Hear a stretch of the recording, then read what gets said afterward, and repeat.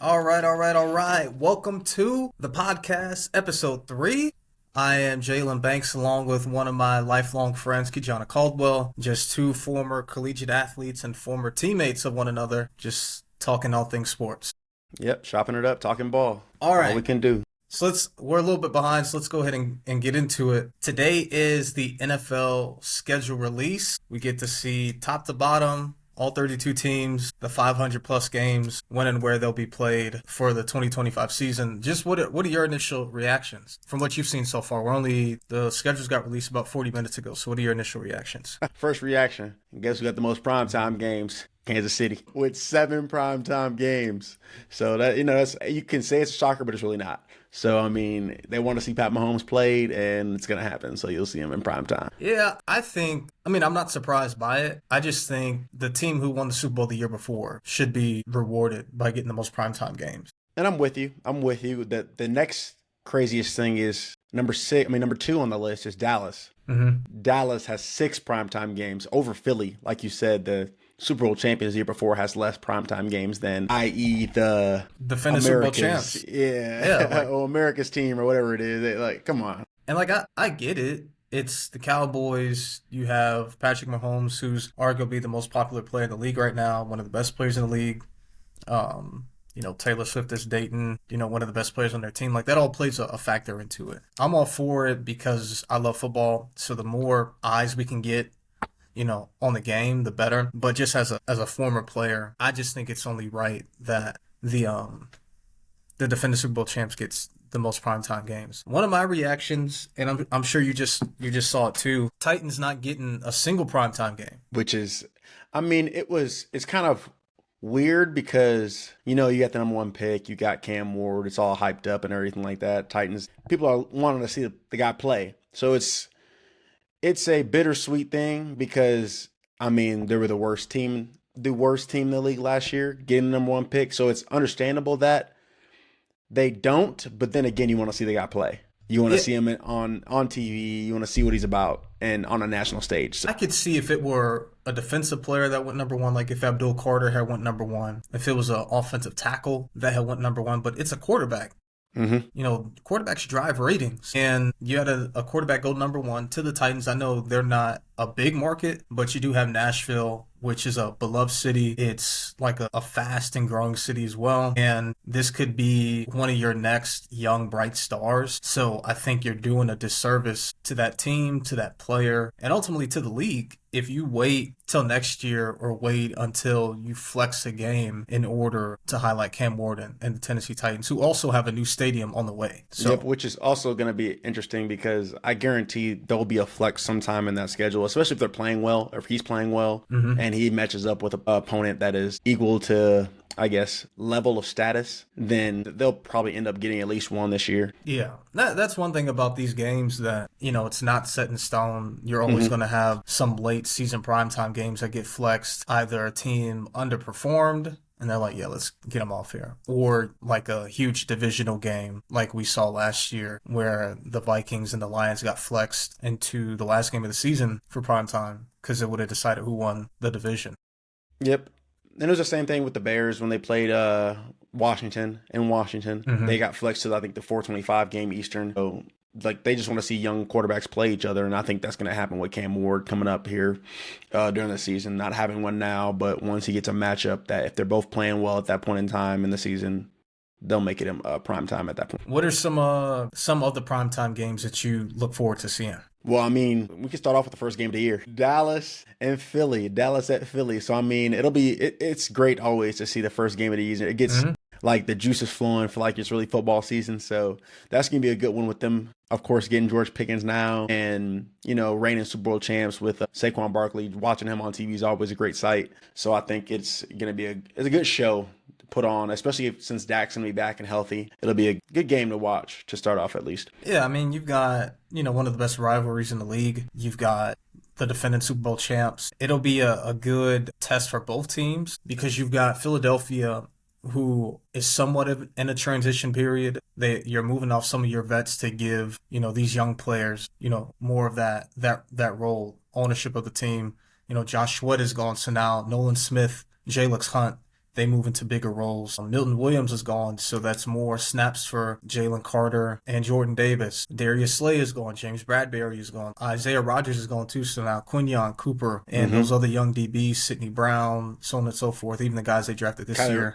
was it Kyler Ringo? No. Is he on that team too or Keely, no? yeah, Keely Yeah, Ringo's Keely still Ringo. there. So now you have these guys, especially on the defensive side, where it's like, hey, this is your defense now. It's time for you guys to take ownership of this side of the ball. And then as for Dallas, I mean, they won 7 games a year ago. I don't think it would be out of the realm of possibility that if Dak didn't spend majority of the year on IR, they find a way to win 9 or 10 games. Oh yeah, and I think their division is actually highly competitive now. So I mean, them being in a situation they were last year, of course they lost less games with having quarterback uncertainty throughout the year. But when he's healthy, he wins football games, and that's always been a thing. It's going to be good to see them play again this year with a healthy quarterback. We've talked about Dallas a few times already. I don't think they're as far off as people think they are. Again, they won 7 games. Before that, they won 12 games 3 years in a row. They're for sure areas where they could be better, but it's not as if their roster is talentless. You've got Deron Bland, Trayvon Diggs, Micah Parsons on the defensive side of the ball. Hey, Overshawn. I think he played exceptionally well linebacker last year, but I believe he got injured towards the end of the year. Yeah. Hopefully he comes back healthy. I'm not sure how long he's out for, but Overshawn was a big help on that defensive side playing linebacker. He played with his hair on fire all the time. He's always around the ball. We talked about the people they added in the draft. They had one of the better drafts that you and I both agreed on that. And then you still have Dak, who, regardless of what people want to say about him, there's not a ton of QBs that if you just plopped them on the field, you could objectively say is better than Dak Prescott. Yep. So I'm with you. You still have Dak. You still have CeeDee Lamb. You still have, you just traded for George Pickens. Obviously, they got to get the running back situation figured out. Might be like a committee, to start early on. But I think it'll be a good measuring stick for Dallas to see how much growth they'll need to make early on. And then for Philly, those young guys stepping up on defense and taking more ownership. Sticking with the Eagles, I'm looking forward to week 2. They play Kansas City. Yep. It'll be interesting to see, again, another measuring stick for, the opposing team of the Eagles. We just played you guys several months ago. We've made our adjustments. We've had to move off of some people. We've tried to revamp certain position groups. Rashee Rice is back. So I think it'll be interesting to see them play. It's early in the year, but to see if Kansas City has closed that gap at all between the Super Bowl and then week 2 of the following season. Yep. And I think at that point in time, I believe they added a receiver as well. So it'll be interesting how Kansas City gels together still. They've still got their core is still there with their head coach, Pat Mahomes. You got tight ends. But I'm really interested in how Spags still comes out with that defense, because that was the driver of their team last year was their defense. They had great defensive play, great D linemen. Chris Jones was always in the backfield, did havoc, and I think it's going to be a stepping stone if they can keep that same tier of defense with a complementary offense. Because now you've got a few guys that are almost veterans now at this point. Like George Karlaftis is in year 4. Brian Cook is in year 4. Leo Chenal is in year 4. A lot of their draft class from their 2022 season, they're entering the last year of their rookie deals that were on the defensive side of the ball. You've got Jaylon Watson, a part of that group as well. Like they had what used to be a really young defense is now, I'm not going to say getting older, but they're more seasoned. So it'll be interesting to see if they can continue, the trajectory that they've been on. But I think that'll be a good measuring stick for them early on, especially since the last 3 times they played the Eagles. The Eagles have, for the most part, had their way. 2 Super Bowls ago, the 2022 season, Jalen Hurts accounted for 4 touchdowns, over 300 yards passing, like 70 yards on the ground. They played him in the 23 season. Offense, for the most part, had their way. And then in the Super Bowl, this past Super Bowl, we saw what the Eagles offense did to them, other than the one interception Jalen Hurts threw in the red zone, where they got them on a blitz and he kind of just threw the ball up. He had his way. In all those games, for the most part, they shut down the run game. Saquon finished with like 50 yards rushing. Miles Sanders didn't do anything in the Super Bowl when they played each other the first time. Jalen has had their number. Yeah. Yep. And it'll be, like I said, it'll be a good game, and I'm interested to see it. But going to the next topic, I think, I'm not sure what your take is on it, but I'm really interested in these international games. I think we got 7 total international games this year. Hmm. So I'm actually a really big fan of them. I like the kind of the all day football aspect where you're up at 9 a.m. in the morning watching a game and you're watching games till 10 p.m. at night. So it feels like a good football atmosphere. You got fans all throughout countries, multiple countries in Europe, South America.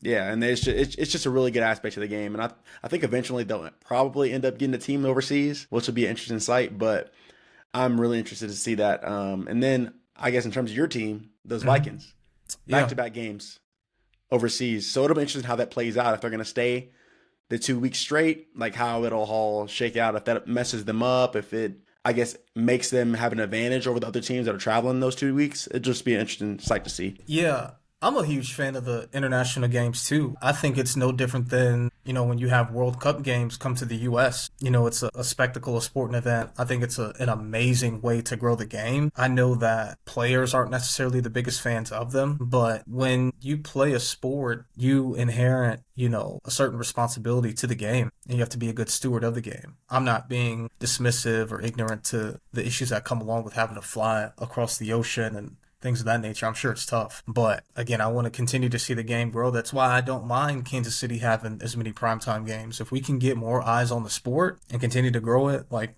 let's do it then. But to what you had mentioned with the Vikings, they're playing in London and then they play in Dublin. I'm not a geography expert by any means, but it'd be one thing if they were playing in the UK and then they were playing in Munich, but Ireland and the UK are next to each other. So I think that alone makes it easier for them. And at least for the second game, I don't know about the first game. For them, probably be on even playing fields when they play Cleveland in the UK and then they play the Steelers in Dublin. I would be more concerned as a fan if they were playing, like, if they had like the Chiefs and then the Bills overseas, and I'd be like, oof, I don't know about that one. But it's two games where they should be able to beat those teams. Even if the Steelers get Aaron Rodgers, I have faith that Minnesota will find a way to win it, especially if they roll out with Mason Rudolph or Will Howard. And that brings me into the, I guess, quarterback talk about the Vikings. Do you think they'll be rolling with JJ for the season going on? Oh, 1,000%. They took I mean, him.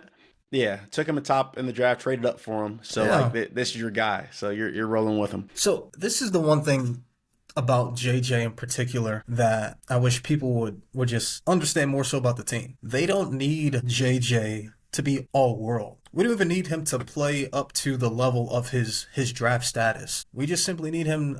I'm not going to say like be a game manager, but we don't need him to lift the team. On offense, he has Justin Jefferson, Jordan Addison, TJ Hawkinson, Jordan Mason, That's the key right there. Jordan Mason. Aaron Jones. The offensive line, you have Christian Darrisaw, who's one of the better left tackles in the league. He drafted a lineman in the first round who will play left guard. You sign Ryan Kelly in free agency, perennial Pro Bowler at center. You sign Will Fries, also from the Colts at right guard. And then you have Brian O'Neill, who's been a stalwart at the right tackle position for the last like 5 years or so. So the offensive line is set when healthy, and you have all the pieces you need offensively. He just simply needs to go out there and be him. We don't need him to be all world. If JJ can go out there and account for anywhere between 25 and 30 TDs on the season, which I think because of the play calling and because of their weapons, he'll be just fine. And then we know defensively what Brian Flores does on that side of the ball. And they've added pieces this season on that side of the ball. They spent all their money in free agency. They went out, they signed Isaiah Rodgers, they signed Jonathan Allen, they signed Javon Hargrave. Jeff Okuda, I know he hasn't necessarily panned out to be a top 3 pick, but when he has played, he's played well, and I trust what Flores can bring out of him. No different than what we saw him bring out of Andrew Van Ginkel, no different than what we saw him bring out of Blake Cashman and Ivan Pace and Cam Bynum and Josh Metellus. So, yeah, JJ is going to be just fine as long as he stays healthy. Yep. And I guess staying on that Vikings topic, we'll talk about this other primetime game. Week 1, Bears versus Vikings. My team versus your team. Let's get it going. Belt. Let's get it going. Belt. Stop tripping. Look, and I believe in, you see what Ben Johnson has done to the Brian Flores in previous years. He's taken on a new team, different personnel, different play callers. But I feel like Ben has built the team to what he needs to run a successful offense. Mm-hmm. They got that off the line kind of going now. It's just they need They need games playing together for sure. But getting that left tackle with Braxton Jones, figuring out if he's going to be healthy enough to start, bringing in guys like Joe Tooney, Jonah Jackson, and Drew Dahlman, that's going to be a good stepping stone to move forward, keeping Caleb upright, what they didn't do last year. So that's going to be great. And then that defensive side of the ball, I think with Dennis Allen, I think it brings an extra layer to our team. They've always had a successful defense, but the offense couldn't pair with it. So I think it'll be a good stepping stone in the right direction to see how we can level up with a 11-win team last year in the regular season. It'll be a good sight to see in my eyes. I'm ready for it. Who was an 11-win team? Was it 11-12? You guys had more than that last year? 14. The Vikings. 14. Okay, yeah, 14-win team. 14. No, I think the Bears will be vastly improved. Coaching alone on the offensive side of the ball, I could very well see them winning 10 games. I think the division is going to be extremely tough, no different than what it was a year ago. Always is.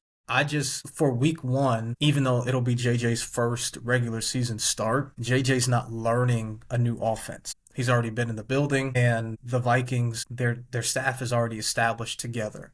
Whereas this will be Ben Johnson's first game as a head coach. This will be his first time, bullets flying with his coordinators and his position coaches, even just simply like going through the ropes of how things function on the game day as a head coach. I think Minnesota just has the advantage there, and they can hit the ground running faster. And then also, the only thing that scares me about the Bears is Ben Johnson, but I think I'm at more peace with the additions that Minnesota made this offseason that I feel as if can really combat what the Bears have on the field.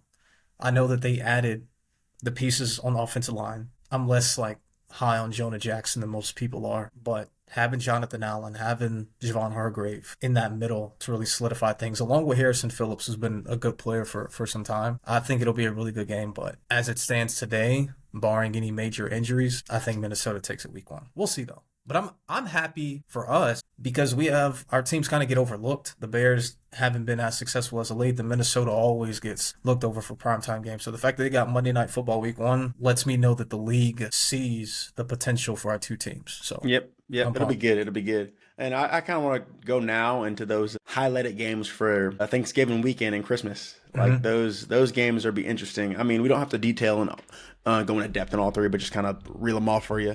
But Thanksgiving slate is interesting. You got Packers, Lions. Lions always get the Thanksgiving games going, so it'll be good to see them at home again versus Packers. Another division game, so that'd be good to see. Chiefs, Cowboys. Like I said, Cowboys are getting a lot of primetime games. Chiefs are getting a lot of primetime games. Yeah, it'll be fun to see America's team play against the Cowboys. I'm looking forward to that one. I got you. Yeah. America's team. We'll see. Yeah. And then Bengals, Baltimore. That game's always a shootout. I mean, if Lamar Jackson and Joe Burrow are playing against each other, it's 40 points a game easily. Yeah.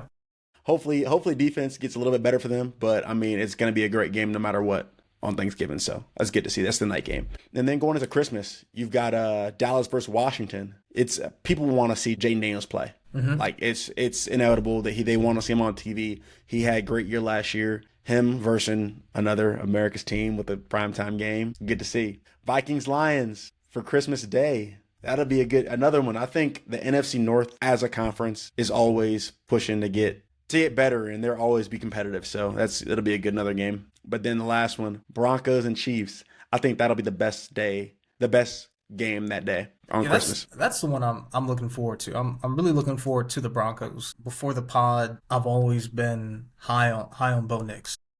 And you can attest to this. Our friends can attest to this. Bo Nix, outside of Caleb Williams last year, was like my QB. And again, he accounted for 30 plus TDs. But this offseason, the moves they made was to combat Mahomes as opposed to, hey, let's pour into Bo. They added all those guys on defense. So I'm excited to see whether or not he takes that leap, and also if the pieces that they added this offseason will work against the Chiefs this year. So I'm really looking forward to that. As for the Lions game, the Lions and Vikings, it's a huge divisional game. I'm not as high on the Lions as most people are, though, for this season. I think losing both your coordinators, we see it all the time where you lose both coordinators and it's tough to bounce back. Especially the two that they lost. Did so much for your organization. Like Ben Johnson had a top tier offense and Aaron Glenn ran a phenomenal, the best offense in the league. And Aaron Glenn ran a phenomenal defense. His defense will be great. So it'll be tough to see how they fill those roles and if they can step up to the plate in those coordinator roles and get the job done. So we'll see. Yeah, losing a coordinator is tough. I mean, the two best teams in the league over the past several years, the Chiefs and the Eagles, since Eric Bieniemy left, the Chiefs' offense has not been the same. They're fortunate enough to have kept Steve Spagnuolo. Like, he's really, solidified the defense and held it down. But post Eric Bieniemy, they have not played with the same crispness. They have not been as explosive. And then with the Eagles, they were fortunate enough to land Kellen Moore and Vic Fangio last year. But in the 23 season, after they lost Shane Steichen to the Colts, he was their OC in 2022, but then took the head coaching job for the Colts. And then the Cardinals head coach now, I'm blanking on his name. I know you're talking about. I got you. I can't think of his name either, but I got you. It's gonna kill you. Jonathan Gannon. Yes. Losing Jonathan Gannon in that same offseason, the Eagles did not look the same going into 23. So losing both coordinators for the Lions will be, I think that'll be tough. I could very well see the rest of the division kind of jumping the Lions. Because, I mean, who knows how Aiden Hutchinson will be coming back. I mean, dude shattered his leg. Have you seen his training videos post? Oh, yeah. I seen it. It's looking a little rough. He still run a little weird, but I mean, I think he's got the drive to at least push through that and hopefully get him back on the field playing like he was before. I want to see him play well. Seeing guys go down, especially like good stewards of the game, guys that like you truly love about it, they care about it. It's always tough to see them go down. So I hope he comes back and comes back healthy. I'm just saying the videos that I've seen, it's good to see him like running and being active, but that burst and that twitch, it looks like he's still kind of favoring the leg. Yeah, and the thing is, he's still got a lot of time left. I mean, he got injured on I'm not sure what week it was. It was towards the end of the year last year, but mid to end of the year season last year. So, I mean, hopefully he can get something done this summer. Does he have a lot of time? We're halfway through May, June, July, August. And he's playing in September. And then it's going to go by like that. I hope he comes back, though. Yeah, but all right, man. So let's end this, I guess, the segment that we're talking about, the schedules here. Let's end on a good note, play a little game for you. Okay. A little game of over-under. I'm going to give you just some teams and what their lines are currently for like the betting aspect of it. And you tell me if they're going to go over or under this line. Okay. And wins this season. First one is the New York Giants. Their line sitting at about 5.5. What do you got over under and why? I'm going to go under, not because I think they have a bad roster, but I picked them as one of my teams that kind of got screwed. Their schedule is brutal. Like, their division is already tough. And then they play the AFC West and the NFC North. This is tough games. This is like the three best divisions in football, arguably, they play. At least 3 of the 4. Like, if you want to throw the AFC North in that. North, yeah. But NFC North, the Bears, add in Ben Johnson, add in Dennis Allen, add in the pieces they added. And then you already have, the Packers and the Vikings and the Lions who are like established. Then you have to play your division. Dak Prescott is back. And the Commanders have added pieces this offseason. The Eagles are the Eagles. And then you got to play the AFC West, who also had 3 10-win teams last year, who also have added pieces this offseason. Mm-hmm. So I'm going to go under, not because I think that their roster isn't good. Like, they've got some good players. You've got Malik Neighbors. You've got Brian Burns, Kayvon Thibodeau. You draft Abdul Carter. You still have Dexter Lawrence, one of the best D tackles in all of football. Contrary to popular belief, Russell can still play. Is he the player he once was? No, but there's still some gas in that tank. But that schedule is just brutal. So I'm going to go under. Got you. All right, next one, I got Patriots. The New England Patriots sitting at 7.5. Over or under? I'm going to go over. There's something going on in Miami. I don't know what it is, but a year ago today, that would have been the team that you picked as like an ascending team. But now Jalen Ramsey is looking to be traded. Tyreek Hill is causing commotion. Their offensive line, you lose Teron Armstead. You lost Robert Hunt last year in free agency. Defensively, like, you lose Javon Holland. You've lost Christian Wilkins. Something's going on there. Yeah. The Jets, I mean, it's unknown. I think it's a big question mark. Yeah. And then, but I think you got a rookie head coach. I just think Mike Vrabel. Yep, that's the key right there. I'm not saying they'll make the postseason, but I wouldn't be surprised if they won 8 or 9 games. So Vrabel, on top of bringing back Josh McDaniels, who isn't a great head coach, but is an awesome offense coordinator. You have Drake May in week 2. You drafted Kyle Williams, you added Stephon Diggs, you added a ton of guys at free agency, brought in a pass rusher and Harold Landry, drafted Travion Henderson. I just really like the pieces they added on top of Mike. And we saw what McDaniels was able to do with Mac Jones' rookie year with Jacoby Myers and like Kendrick Bourne and Hunter Henry. Their roster offensively today is 10 times better than the roster they had back in 2021 with Mac Jones. Look, and then you talking about training videos, talking about Aiden Hutchinson. You seen Stephon Diggs training videos? He be out there, huss, huss, He look, huss. yeah, He be running yeah, them routes, boy. But yeah. all right, I I'm got. going. I'm going over. I'm going Yeah, over I for the got you. Patriots. I like that one. All right, well, one more. The Chiefs, they got them at 11 and a half. 11 and a half. Look, that's a tough one now for me. For me, 11 and a half. What you got? Over or under at them? Yeah, you gonna cause some commotion right here. Because I know what I'm going. I can't go under. I am. You are I like, am. look. I want to because I think that division is going to be brutal. Way tougher than it has ever been. That's That why. The that division. you have the Broncos and the Chargers, but now you've got Pete Carroll and the Raiders. Look, bro. Way tougher than it's ever been. And they play the AFC East. So you got to play the Eagles. You got to play the Commanders. You got to play the Cowboys. The Giants, again, are like they've got some pieces. Like we saw what the Philadelphia Eagles were able to do to that offensive line. You play the Giants, who now have added Abdul Carter, they have Brian Burns, still have Kayvon Thibodeau. Again, you've got Dexter Lawrence. They added the defensive tackle out of Toledo. I'm blanking on his name, like off the top of my head, but they could have a very legitimate defensive line. Yeah, Look, this is the thing though. I'm not saying they can't get 11, but I don't know if they're getting 12. that's fair. Like I I'm could not see saying them. they can get 11, Yeah, but 12 gonna be a tough.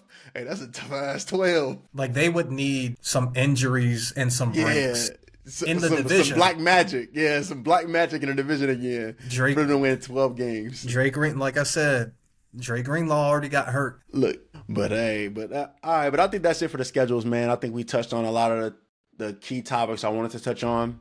Let's still like stay on the NFL topic here, but let's transition to some stuff that happened a little bit last week, but I still wanted to at least get on a pod and talk about it. At Yeah. least the retirement and Derek Carr, and just talk about him, congratulate him a little bit, and just go into some of his stats and what he's done for the game a little bit. Yeah, I mean, first off, you talked about congratulating him. He started in the NFL at quarterback for 11. I think a lot of times people discredit careers when number one, a guy doesn't win a ring, or number two, a guy wasn't like a perennial all pro. Yeah, and let alone he never won a playoff game, but what he did for the franchise he played for was, Like I mean, what bothers me is there's going to be revisionist history on his career. They're just going to simply look at his win-loss record and be like, he only won 77 games and lost 90 something, blah, blah, blah. But it was always this consensus around the league that he was keeping the Raiders afloat. Like he band-aided a lot of the issues they had. And I think it was all shown in that 2021 season when they fired John Gruden 5 games into the year. Henry Ruggs has his horrific car accident that took the life of somebody. You had that happen in the same season. Your head coach gets fired in a very like public and like distasteful way. Like he got some emails leaked, and you have everybody in the country talking about how, this man and how he's, so on and so forth. And then one of your players has this incident that happens where they were speeding, gets into a car crash. Now they're in, jail or prison or whatever. And with a interim head coach, finds a way to get into the postseason. But 11-year starter, he made like 3 or 4 Pro Bowls. He started for multiple franchises. And I think he's one of those guys that will be underappreciated. And he was a good quarterback in an era with some all-time greats. And if you're able to make 4 Pro Bowls when during your time you had Peyton Manning, Tom Brady, Drew Brees, Aaron Rodgers still in the league, and then you had this new wave of guys to come in, even like some of his, you can call them contemporaries during that time, Russell Wilson, Cam Newton, Andrew Luck, Dak Prescott. You still had other guys like Matt Ryan, and then the new wave of like Lamar, Joe Philip Burrow. Rivers. I mean, Yeah, Phillip Rivers is still around. Lamar, Joe Burrow, Josh Allen, Patrick Mahomes. And during that time, he was still able to make the Pro Bowl 4 times with some of the greatest quarterback play we've ever seen, is a testament to how good Derek Carr was. yep. But I'm yeah, with you. Yep. Just like I said, I wanted to go ahead and get a touch on it real quick. It was last week, but just give a congrats out to Derek Carr. Great career, and it was great watching him on TV and everything. yeah, for sure. And then we got Derek Henry, new contract today. Hmm. Want to give the details on that one? Yeah, 2 years, 30-year extension, 25 million guaranteed. If I'm not mistaken, I mean, it's awesome to see players get paid, especially ones that deserve it. This offseason alone, we've seen three running backs get an extension: Saquon Barkley, Derrick Henry, Aaron Jones. All three guys went to new teams last offseason, performed well for those teams. All obviously, like Saquon and Derrick were, one had 2,000 yards, one was just shy. Aaron Jones put up like 1,500 total yards for Minnesota. Without those guys, those teams don't have that same level of success. And with the current state of the NFL, how similar to the NBA, teams have gone like small ball in a lot of ways. You have like hybrid position players on the field, the linebackers that can cover, safeties that can come down into the box, but the traditional like big man smash mouth football has kind of gone away. And now with the NFL being cyclical, it's like, hey, we need to be able to run the ball. And we're seeing, at least with Derek and Saquon, two all-time greats put on some spectacular shows, and so I'm happy they're getting rewarded for the work that they put in. Yep. And I think this is getting in the right direction where you pay the players that matter to your team. Yeah, And it's giving players like, what's it called? Robinson, I can't think of his name from the Falcons. Just, yeah, yeah, just people that are newer in the running back realm that I can see getting those contracts in mm-hmm. 3 to 4 years, get paid like they're supposed to, Mm-hmm. then this is where I like to see. Additionally, one of the things that we have to understand, and I know a lot of people, they talk about like today's era of the NBA and LeBron's longevity, but one of the benefits that we have of living in 2025 is medicine, science, training, diets continues to get better. And I don't think that it's a coincidence that we're seeing careers be prolonged. I think it's less about the style of play and more so like our nutrition and the science behind taking care of your body. I mean, we even got taste of it when we were in college. Like I'm sure you guys had like the pressurized boots that you put on your legs to get like fresh blood, in and out of the system and things of that nature. Like we're seeing guys have longer careers, and I think when it comes to running backs in particular, we're gonna see running backs be able to play longer solely because of nutrition, science, and technology that we see currently. And if there's anybody that's really shown that, it is Derrick Henry, because he's had more carries than anybody in the league since he's joined the NFL, and this guy is still ripping off 80-yard touchdown runs and housing it. I completely agree with what you're saying about Derrick Henry, man. It is what it is. He's got a good contract, and he's moving forward in a good way, and look forward to seeing his future. But let's move on to Trey Hendrickson. Like, what's next for him? I got an interesting quote that he just said, and it caught me off guard, really. So I don't know what's next. But from what he said, if I sat here with 4 sacks, they want me to have a pay cut and take some money back rather than pay him. So, Yeah. like, that's crazy. It's so unfortunate because the Bengals and the Brown family, they continue to conduct business this way.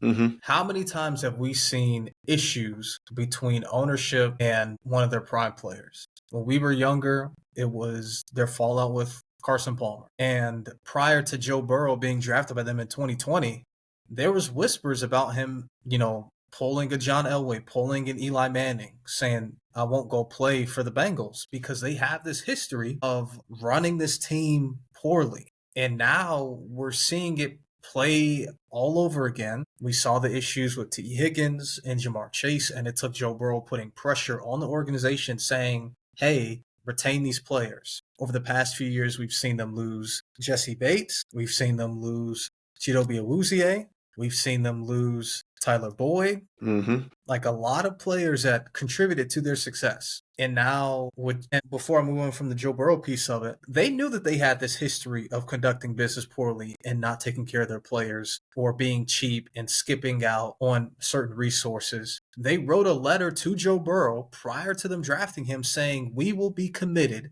to making sure that we surround you with the best team possible. We will be committed to winning. And for a while, it seemed as if that was the case. But now we're seeing old habits dying hard, because Trey Hendrickson, after being one of the better DNs in all of football for the past 4 seasons, 5 if you go back to his breakout year with with New Orleans sitting here saying that if he does not get a new deal, he's going to be sitting out. And it's crazy because they don't have a perennial star right now on defense outside of him. They're not Yeah. paying anyone substantial money on the defensive side of the ball. I understand Logan there's a Wilson is the only other lot of guy. money on that offense. Logan Wilson is the only other guy on that defense that's getting paid. Like there's a lot of money on offense, but just know today's league, you got to pay your quarterback, you got to pay your edge rushers. Hmm?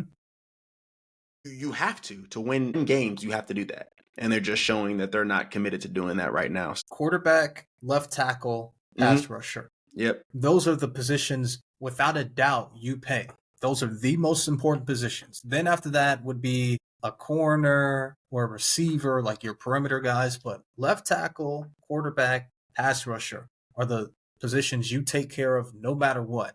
And the fact that you have a pass rusher, you take care of him. And as you mentioned, they're not paying anybody on defense. All their DBs are currently on rookie contracts. DJ Turner, Daxton Hill, Jordan Battle, Cam Taylor-Britt. Taylor-Britt, yep. All those guys are on rookie deals. All of them. You're not spending any money. And I think that if healthy, I mean, Daxton Hill was hurt. DJ Turner was hurt last year. Still got Josh Newton, too. Like, they just drafted Josh Newton, last year? Like, they've got young guys in the secondary. Yeah, other than the safeties that they end up bringing back, that they were on low-end contracts. But yeah, like, they brought in Geno Stone and whatnot. But, like, all their other DBs are young guys that, when healthy, can play. Mm-hmm. Yeah, man, just take care of Trey Hendrickson. You have a window and you have an opportunity, to make some noise. And we've seen that when they're at their best, they can compete with the best in the league. So take care of Trey Hendrickson, man. Pay him. I'm with it. Perennial Pro Bowler. Pay him. 18 sacks. Come on. Yeah, like. Hey, look. Hey, the sad part is I got to support my girl like him. So, I mean, like, I support the team, but some things they go through, I'm like, why? Just do it. Like, you have great talent, do it. Just pay them and move on. This is what I don't understand. If you're Mike Brown, you're not getting any younger. You've seen your team go to the Super Bowl recently. You've seen them go to the AFC Championship recently. You know that your team is capable. All of the issues between the Browns, which his family had founded, they're named after his family. Things go awry. Now you have to go start the Bengals. You have this whole other franchise. Like, why would you not want to win a Super Bowl before you go? And you have a top 4 quarterback right now who's shown that he's capable of finding a way to get his team to those heights. Like, why not go all in is my question. Like, there's a lot of teams that would do anything to have the foundation that you guys have. Like, do you not think David Tepper down in Carolina would do anything to have the foundation that they have? Man, look, it would do a lot. Like, come on, bro. Like, but it'll be interesting to see how that whole situation plays out. So yeah, just keep an eye on it. I hope they get it done. I think it's going to take Joe Burrow to have to step in and be like, hey, pay him. Which is crazy, but hey, that's none of my business. That's none of my business. Yeah. We'll see. All right, man. That's good for the NFL. We touched on a lot of different topics. Man, now let's go on to NBA. The recent NBA lottery was done not too long ago, and we see the top 5 picks with the Dallas Mavericks, San Antonio Spurs, Philadelphia 76ers, Charlotte Hornets, and Utah Jazz. That's our top 5. And some are saying that the prospects in this draft are some of the best they've seen in a while. So for a split second, I thought the Spurs were about to get the first pick. Which is, oh my. And I was, as a fan of the game, I would have loved to have seen it. Mainly, like, as a selfish American, because I would have loved to have seen the bright young European star on the same team with the newest bright young American star, seeing who would come out on top as, like, the player for the team. But look, that's 3 years. You can't forget that's number 1 in 2023. Number 4 in 2024, drafting Stephon Castle. And then now it's 2, could have been 1, where you're potentially now getting Ace Bailey or Dylan Harper at point guard. And De'Aaron Fox is still there. Yeah. And the thing is, they can either draft or even trade. We got Giannis on the chopping block right now that he's interested in potentially moving on. I mean, he did talk about how he wants, there's this story going that he wants to play in a state with no state income tax. Said, which I don't even think is really a story.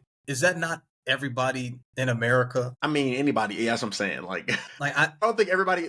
People live in New York to live in New York, but like, if they had the option of not paying state taxes, they would choose not to. I remember it was one of the Bills safeties. It was either Micah Hyde or Jordan Poyer, one of them playing up in New York when their contract was coming to an end. They're like, I want to play in a state with no state income tax or play for a team in a state with no state income tax. Like, that's like when Marcus Aldridge signed with the Spurs and he built a house just for his shoes. Do you remember that story? Yeah.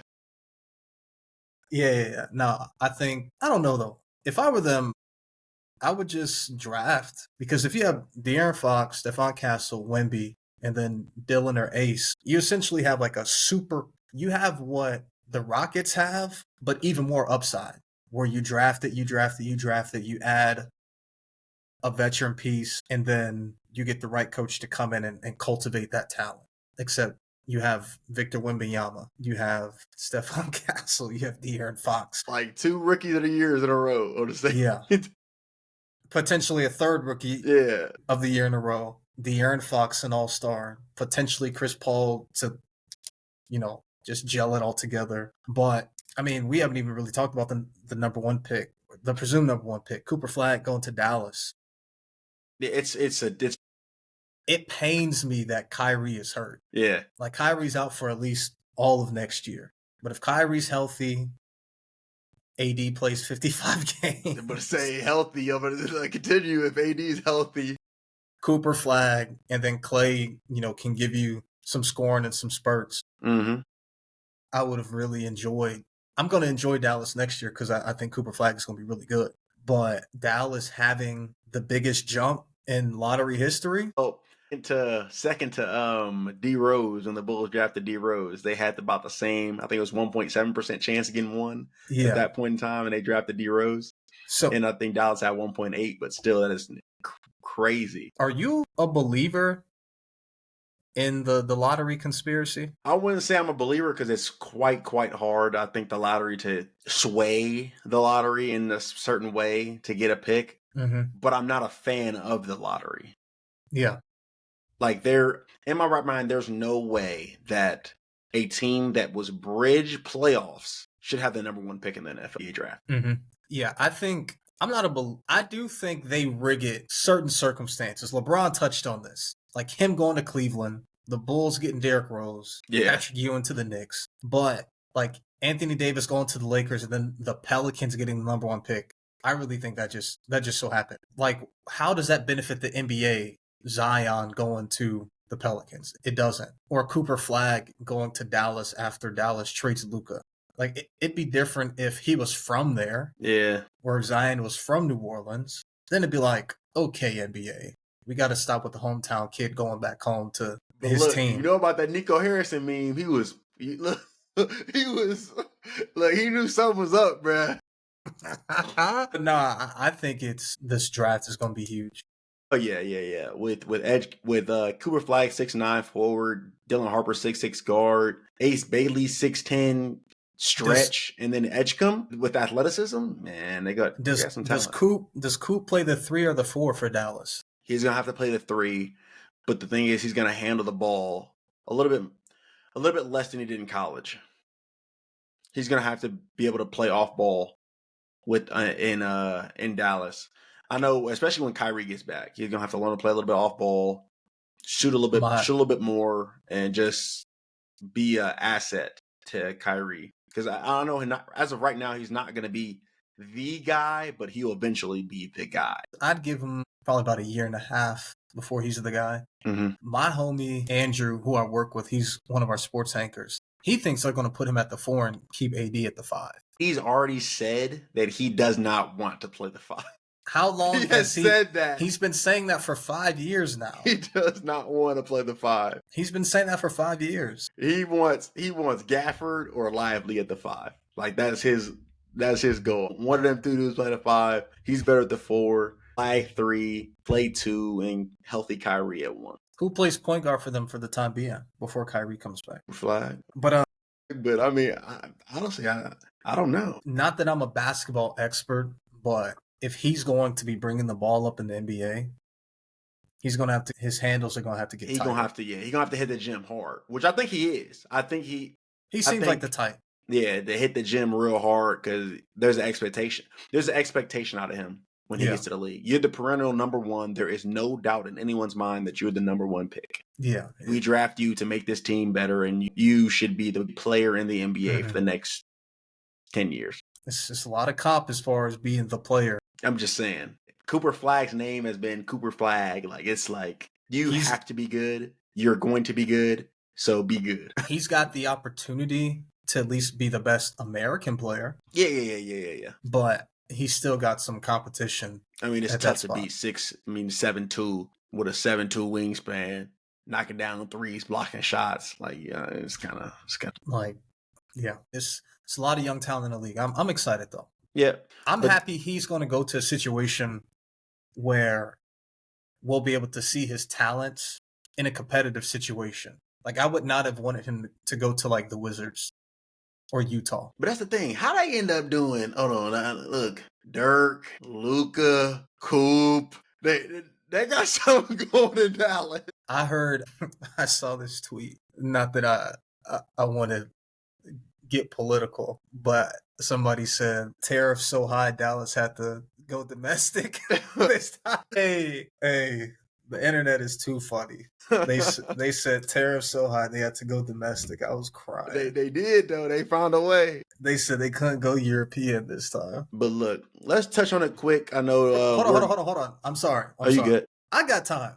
If you gotta go, you gotta go. But you talked about the lottery. I'm not a fan either. I don't. But I think when it comes to the lottery, when people talk about the NFL and the NBA, it's culture based. In the NFL, nobody's blatantly tanking. Whereas in the NBA, they do. And I just find it so baffling that in the NBA, teams actually tank because you're not guaranteed the slot that you finish in. Whereas the NFL, you're way more incentivized to tank. And I don't get it. Like, if I were an NFL, like, you would think it'd be reversed. Where in the NFL, you're blatantly tanking. But they don't. I mean, we saw the Giants at the end of last season have the number one pick pretty much locked in their hands. Crazy. And went out and beat the Colts. The 2 years prior, in 2022, Davis Mills and the Texans went out and beat the Colts at the last game of the season. Mm-hmm. I mean, they ended up taking C.J. Stroud, but they could have had the number one pick. And they're like, no, we're going out there to play. And I don't want to turn this into a football or a basketball thing, but I think it is interesting how in the NFL, guys will go out there and compete no matter what.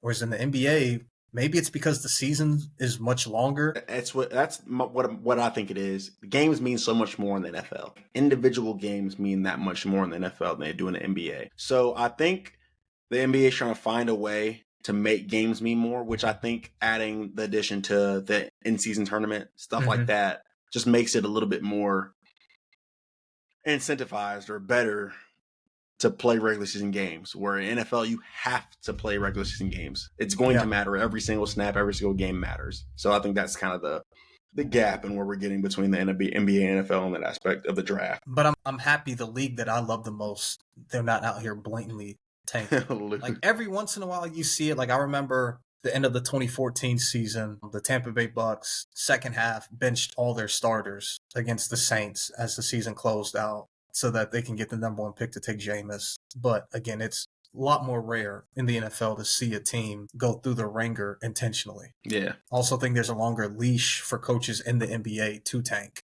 Mm-hmm. Like, who was the head coach for the Sixers all those years when they like took Ben Simmons, they took Joel, but this is before like they ended up getting healthy. Oh my gosh. Then they ended up taking Markel. That was like their last high draft pick before they turned that corner to start. I'm blanking like on that competing. Coach. I can just picture in my head. But you're like, he was their head coach when they were trash. But then they ended up getting Tobias and Jimmy, and Joel and Ben finally got healthy, and then they were able to turn that corner and become competitive. Mm-hmm. But that would never fly in the NFL. Very seldom do you see that.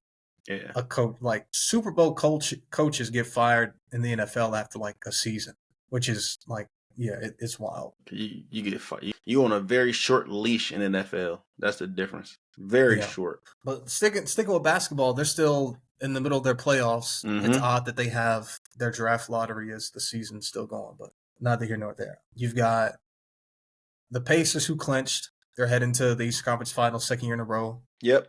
They beat the Cleveland Cavaliers, who were the 1 seed. They were the number 1 overall seed in all the NBA, if I'm not mistaken, right? The number 1, yes. Upset the Cleveland Cavaliers. It looks like, barring some type of miracle, the Warriors are going to get bounced by the Timberwolves. Oh yeah, they're down. I'm looking at the game. They're down 20, almost close to 20. They're getting bounced. No Steph, no Batman. Like I said, you got the Celtics still battling. Prayers out to Jason Tatum. Mm-hmm. Prayers out to Jason Tatum tearing his Achilles a couple days ago, but they're down 3-2, and then you got the Warriors up 3-2 against the Nuggets. Yep. As far as the predictions, the only one that's looking good is, for me at least, is the Timberwolves over the Warriors. See, I had the Pacers, but I had them winning, but I didn't have them winning in 5. I had the Cavs winning in 6, and I had the Celtics winning in 6. Yes. Yeah, it's smoke.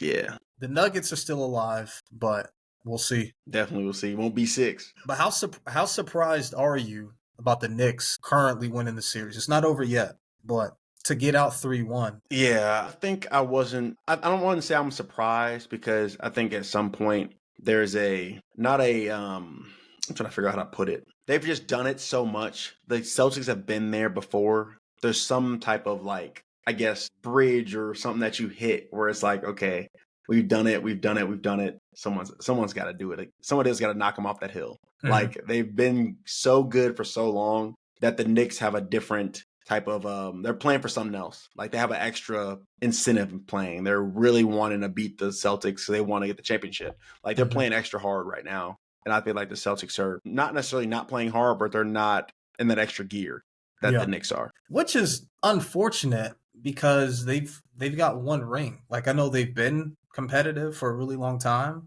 but you would think them being in that position, having another shot to make a run, they would continue to have a certain level of grit and desire. But I would say a team similar to them on the NFL side of things would be the San Francisco 49ers. I know the 49ers haven't gotten it done, but John Lynch was just talking about how last season was the first time where they were out of it. And this is the first year in a really long time where they're no longer the hunted and they can finally be like the hunter. And he said that renewal and mindset has kind of rejuvenated the team this offseason, as they head into 2025. So I'm just curious what now becomes of the Celtics with Jason Tatum's injury, because the Achilles will put him out for at least a year. Yeah. Call me crazy, but if you're the Celtics, you have a max contract player in Jason. I don't know if you're about to say it. If you have the opportunity to get Giannis, do you take it? Who do you trade, though? You trade Jason. Tatum? An injured Tatum? An injured Tatum, some other players. They're not doing that. Would you do it? No. Why? I would. I can't trade Tatum. I would. He's Boston. He is Boston now. You know how, like, Larry Bird was Boston? Magic Johnson was the Lakers. Like, I think he is Boston. Like, you think of Boston, you think of Jason Tatum. Do you? Yeah. You think of Tatum. I mean, I don't want to go back and forth with that. But if I had the opportunity to get Giannis. Giannis is great. Giannis is the best player that's not Jokic. That's what I'm saying. And he wants to leave or reportedly wants to leave his current situation. You have a piece that you're not going to see for another year. Like, why? I would do it. But are the Bucks that, like, are they just going to tank that bad and just say, okay, we'll take an injured guy to give up Giannis? Okay, if you're moving off of Giannis, it remains to be seen. We don't know. But, like, if you're going to move off of Giannis, are you really planning on being competitive in 2025 and 26? That's Probably true. not. Yeah. So if you're going to rebuild and you can get some picks and Jason Tatum, you know that 2025 is going to be a wash because you're getting rid of Giannis. You know that the 25-26 season is going to be a wash. Mm-hmm. Tatum rehabs. You have an all-star the moment he's recovered and comes back. And since you tanked or had a bad season in 25 and 26, now you have a high draft pick that you can pair with Jason Tatum along with other pieces that you brought along with Jason. I mean, I see it. Then with Boston having, because they're super deep, it's like you'd give up Jason Tatum some picks. I don't know, like Derek White, Peyton Pritchard. One of them with Jason Tatum and some picks, and then you send Giannis to Boston. You still have Jaylen Brown and whomever else. Like, I would consider it if it were on the table. I understand it. Like if I'm the Bucks, I feel like that's the best offer is Jason Tatum, Pritchard, and some first rounders. People are saying, but that's on the West. People are saying OKC, giving up some picks for OKC, so we'll have to see, depending on who OKC can give up, but haven't played with shit. Yeah, I don't know like all the ins and outs of the details when it comes to the NBA. There's like that weird rule that you have to like match like contract amounts. Yeah. So whatever they get, them getting Giannis, the numbers have to match up with whatever his contract is worth within like several million. So the pieces they have currently, unless it's a sign and trade, you sign Jalen Williams or Chet to their max, whatever picks you have, and then trade them for Giannis. I don't know, like, again, the details as far as that goes, but to my knowledge, Shea is the only max guy that they have. Mm-hmm. And I don't know how you would do it numbers wise unless you're able to configure it with a multi-team deal or whatever. I don't know. Yep, makes sense. Makes sense. But yeah, before we even move on to our little kicker of the day, I did want to give a shout out to the WNBA. They're started up some games this week. We got on Friday, man, Mystics versus the Dream. You know, Georgia Moore just got drafted. She's playing for the Mystics, so it'll be a good sight to see her playing in the big leagues. And we got Dallas Wings versus Minnesota Lynx. Paige Becker's in the league. Dallas #1 overall pick. Dallas for Dallas. NBA, we're watching. We're paying attention. Look, I'm mentioning it because you live there. But the Indiana Fever this offseason, they added Dewana Bonner. They added Sophie Cunningham. Still have Aaliyah Boston. Still have Kelsey Mitchell. Still have Lexi Hull. And then a year two, Caitlin Clark. Look, and they playing Chicago Fever. Chicago Sky. First game Saturday, and they got Haley Van Lith. Woo-wee! That game might go for more than that Pacers Cleveland game. I gotta check out a Fever game at some point this year. Yeah, that's gonna be. But like I just don't see how they don't make with the pieces they added. Like they sent minus, I want to say Alyssa Thomas. They have the exact same squad, but added 2 pieces. So if they are able to make the postseason with the squad they currently have, Lexi Hall, Caitlin, Kelsey Mitchell, Aaliyah, and then now you throw in Sophie, who's like a Swiss Army knife. You have Dewana Bonner, who's all more length, another really good defender. If they made like a run, I wouldn't be surprised. Like I would put them. I think the Aces and the Liberty are probably getting like they're the odds-on favorite. Yeah. But outside of the Caitlin Clark hype, which is much deserved, like don't get me wrong, but outside of Caitlin, I truly believe that their team is legit. And if they were, I think they should have the 3rd best odds because I am expecting another leap from Caitlin on top of everything they added. The only thing now is for me, I think they're going to have to get some expansion teams in again because I think there's a lot of talent left out. Mm-hmm. Like you can get drafted, 2nd, 3rd round and honestly not even make the team. Yeah. For WNBA. So it's a lot of talent that's out there on the streets. So, I mean, like I said, I just wanted to touch on it and think that it's exciting. I think women's basketball is really on the come up and it's getting seen a lot more. People are really paying attention to it. Yeah. Ticket sales are better. So 1,000%. And I mean, before I moved back to Illinois, the time I lived in Minnesota, the Lynx were on their dynasty run. And I remember like seeing their parade. And unfortunately, it wasn't a lot of people there. And Minneapolis is a big city, but nobody knew for the most part, or maybe didn't care enough to show up to support this team, who at the time had Maya Moore, Lindsay Whalen, Simone Augustus. Like they had several Olympians on their team who won gold medals. Again, like a dynasty in the WNBA, but had very little support. And so as someone who's been aware of the game for some time, I'm happy to see the WNBA.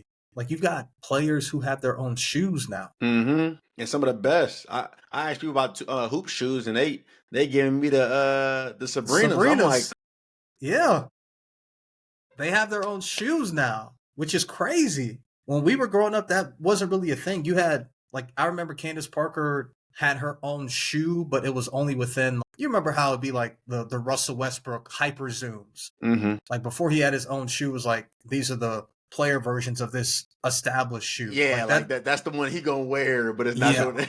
Yeah, like you can get the Russell Westbrook hyperfuse. It's not the Russell Westbrooks, but it's like a subsidiary underneath. Yeah. I remember James Harden before he went over to Adidas. It was like James Harden wore the Hyper Revs for Nike, and it was like, this is the James Harden Hyper Rev. It's not a James Harden, but it's a Hyper Rev. That's what like Adidas would do for Candace Parker. Like these are the Candace Parker Addy Zeros. Like no, just give Candace Parker a shoe at that point. But now you got WNBA players that have legitimate shoes and high selling shoes at that. So I'm pumped, man. I think it's gonna be a dope season. But all right, you ready for the kicker? Let's get it, man. I'm all but certain there's a movie on your list, and it's probably gonna be the controversial take of the show that I do not like. All right. So that means I'm going first. Yeah, go ahead. I don't know if there's an order, but I will give you 5. I will give you 5. And I might have a few honorable mentions. Okay. My first one, remember the Titans. We will be perfect in every aspect of the game. Love and basketball. That boy Quincy McCall had me wanting to hoop and love at the same time. I was 8, boy. I was 8 years old. Wanting to hoop and love. I was like, oh my God. Hey, okay. The Blind Side. Okay. Yeah. Creed, and The Longest Yard. I'm a big Adam Sandler guy. Okay. Big Adam Sandler guy. But hold on now. I got some honorable mentions. Coach Carter and The Sandlot. The Sandlot. Okay. I think it's a solid 5. I like minus one movie you mentioned. I'm a fan of all the other ones. I actually I have a 5 and then I got a few honorable mentions. I'm going to go with my honorable mentions first and I'm going to go into my top 5. Honorable mention number 1, Luck of the Irish. It was a Disney Channel original. You're different, but I am. Honorable mention, Luck of the Irish. Oh, yours had to be the pointy joints. Yeah, Luck of the Irish. Another honorable mention.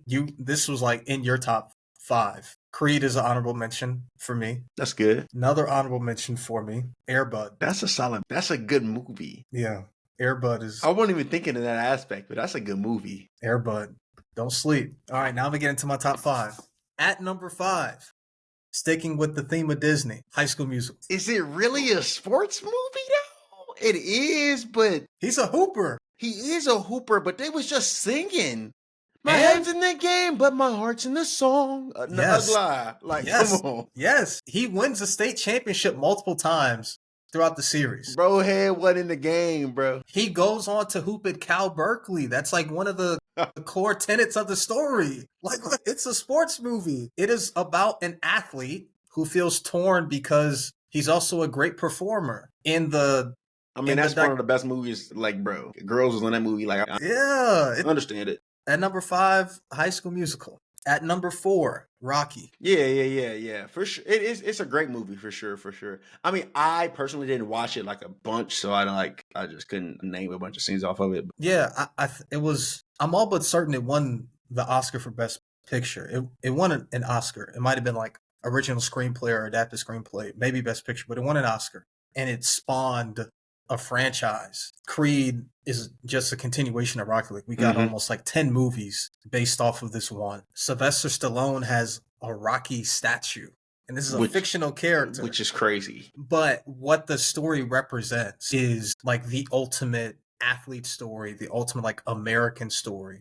This underdog who goes on to defy all the odds to eventually become champion. He doesn't, win in the first movie, but like he got the fight. And has been like real steel. Yeah. But like goes on to inspire everybody. Like people go to Philly just to, run up the stairs and get to the top. And yeah. So Rocky's at 4. Number 3, The Iron Claw. So another Zac Efron movie. Did you see it? No. It's an A24 movie. It came out end of 2024. It goes over kind of like way before we were born. There was different like wrestling federations before it all became the conglomerate, like the WWE. And this one family, they're like one of the OG wrestling families, the Von Erich family. And they have like a super tragic story. It's like a family, like damn near 10. Everybody in the family wrestles, but a lot of the sons, for various reasons, like ended up passing away. But they were truly like one of the pioneers of like the wrestling we see today. And without the Von Erich family, we don't have the WWE. Like they were truly like transformational as far as wrestling and storylines. yeah, like I said, without them, it doesn't happen today. It was a movie that probably should have been up for awards, but it didn't release until December of 2024, and it kind of missed out. But if you haven't seen it, and those of you listening, please watch The Iron Claw. It's a great movie and shows like Zac Efron has. It's kind of like Robert Pattinson, how we don't even associate him with Twilight anymore. Watching The Iron Claw with Zac Efron, Troy Bolton doesn't even exist. You're like, he played what now? What? At number two, I've got 42. Okay, yeah.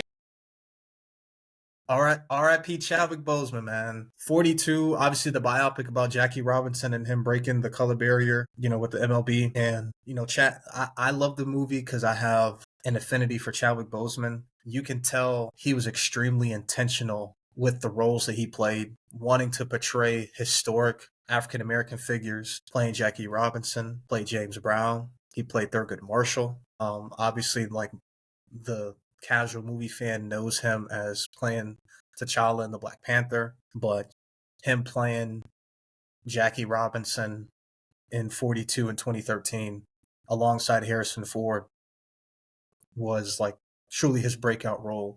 And I'm happy that we lived in a time where we were able to see Chadwick play so many historical Black figures, but Jackie Robinson being like the consummate like American hero on a multitude of fronts. Mm-hmm. And then number one, for me, Friday Night Lights. The most realistic football movie. Like, when you watch Friday Night Lights, the way they portray, outside of the tackling, everything else is super realistic. When they're talking about football, when they're going over plays, when they're in the locker room, the interactions, when they're at practice, like, I don't think people realize how realistic that stuff was. Like, when they're on the field and they're doing like Bull in the Ring, and Preacher keeps getting blasted, that is real, bro. Even like the visceral nature of when they're at practice and they're competing and it's fall camp. Like, now I got to get into my controversial take. I'm not a fan of Remember the Titans. I think Disney does a great job with lighter-hearted stories, and they took football, which isn't necessarily lighthearted,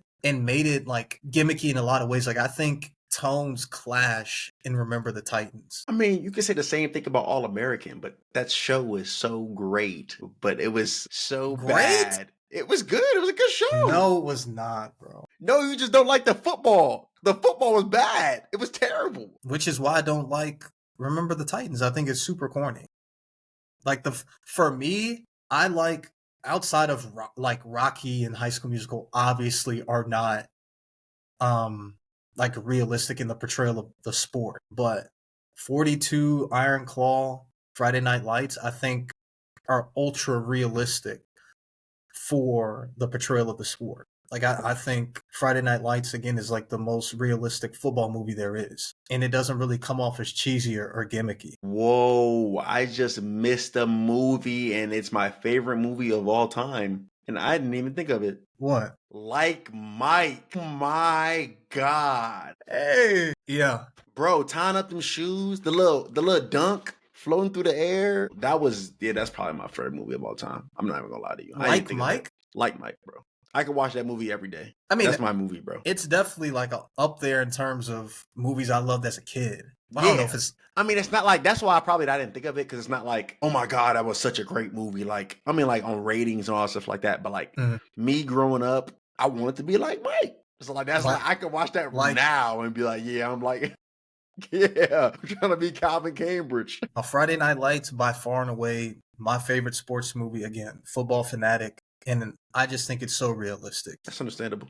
Like, it's understandable. From Mike Winchell to Boobie Miles to Preacher Man. Like, that's probably why I like the Longest Yard. Not being super realistic, but it's like, that's like, for me, I can watch other sports movies and like kind of just enjoy it. I can't watch a football movie or a football TV show and enjoy it if it doesn't come off as realistic.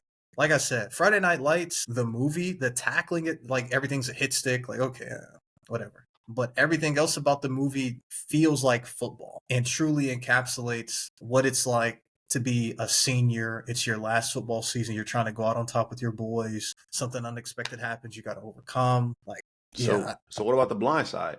Is that realistic enough for you then? Yes and no. Like, we all know, we all have had a teammate whose home life situation was less than ideal and found ways to defy the odds. Somebody took them under their wing, or people just helped along the way, and it got them over the hump to where they can go compete in college. So the fact that so many of us can relate to that, I appreciate the movie, but there's not as much football in it as one would think. And the movie, I mean, she did a great job, but most of what you remember from the movie is Sandra Bullock. Yeah. I mean, she went on to win an Oscar for her performance. And outside of like a couple scenes, there's not a ton of football that goes on in the movie. Had it have been solely focused on the actor that played Michael Orr, I would probably put it up higher, because I could very well see an eventual starting NFL left tackle dominating in private school football and being otherworldly. Yeah, But and then it was a whole conversation with him about the whole movie in itself and all that stuff. So I understand about. I've got feelings on that. I think the truth is somewhere in the middle, but I feel as if it was truly as extorting as he made it out to be, the moment he got his money in the league, he speaks out. But they continue to maintain this relationship as he was in the league, making millions. But now that he's close to 10 years removed from the league, now it's, well, they took advantage of me. Maybe. I don't want to be ignorant or dismissive of what he may have experienced. Just as a journalist by trade, my initial thought is to question and not take it at face value. Makes sense. What's another sports movie? Happy Gilmore. That's a You're good a one. Sandler fan. Bro, I told you I'm a Adam Sandler. I could watch Adam Sandler every day. Adam Sandler is like I don't even know if I consider him like a great actor. He's just hard not to like in a movie. Have you ever seen Warrior? Warrior. It's a mixed martial arts movie. It has Tom Hardy, Joel Edgerton. Have not. Joel Edgerton, he's like a school teacher that needs money, so he starts like fighting, like in MMA. In Not even MMA, talking about fighting movies. You got Karate Kid. Those are sports movies. That's like Rocky. You got Karate Kid. You said Creed. That's what, Yeah. There's really movies out there. There's some good sports movies out there. It is. Minus the Denzel Washington movie. Come on, bro. What's the name of it again? Bro, I remember the Titans. I'm not a fan, bro. I can't do it. For me, it's like, I don't know. The fact, what bothers me, and this I know it's like super corny, is whenever you ask somebody what's their favorite football movie, they say that. Yeah. And I'm just like, that's how you know it's not realistic. Because you enjoy, like, there's too many casuals that enjoy it. Or like if somebody says Rudy, I'm like, all right, you got it. I'm not partaking in this conversation anymore. Man, I understand it. I understand it both ways. Like, it's a good movie, but I mean, like, if you said, yeah, I know what you mean. I'm with you. It's got to be realistic. And Boobie Miles in that movie was realistic. They did their thing. All right. Any last thoughts before we head on out? Man, no, like I said, I appreciate everybody just tuning in, man. Like enjoying, we enjoy doing this, enjoy just talking sports on a weekly basis. We don't get to do it often. So as much as we can give our opinion on stuff, we like to just share our thoughts on certain topics that come up throughout the week. So stay tuned and hopefully you enjoyed episode 3. Yeah, absolutely. And, as always, follow us on social media, like and subscribe to our YouTube channel. And as much as we enjoy doing this, we hope that y'all enjoy listening to us or watching us just as much. We're going to continue to give this our all. And for those of you that take time to watch or listen, we really appreciate it. So, yeah, like and subscribe at the Lockeroom Pod. Let's get it. All right. I'll see you later. All right. Peace.